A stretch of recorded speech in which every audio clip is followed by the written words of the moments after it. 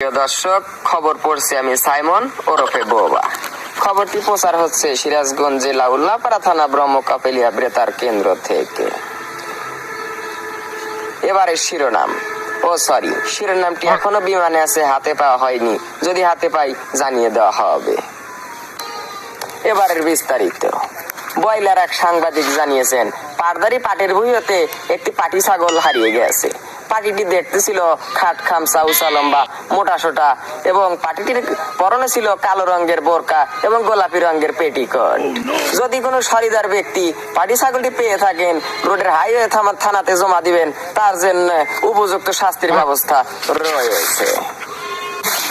রানীনগরের এক সাংবাদিক জানিয়েছেন, পাগলার বাহাদুর সাহেব এক মন ঘুষি খেয়ে পাত মেরে বুধগাছার 3টি বটগাছ উপড়ে ফেলেছে।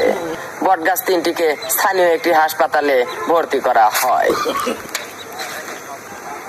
অপর এক সাংবাদিক জানিয়েছেন, সালার এক তুরা পাগল তানভীর ইমামের কাছে কামলা কিনতে যায়।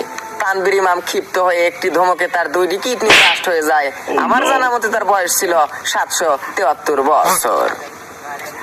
রোডের এক সাংবাদিক জানিয়েছেন, ফুটবিলাসে সামোসা বানাতে গিয়ে হঠাৎ সামোসাটি ব্লাস্ট হয়ে 6 জনের মধ্যে 12 জন নিহত হয় এবং 11 জন আহত হয়।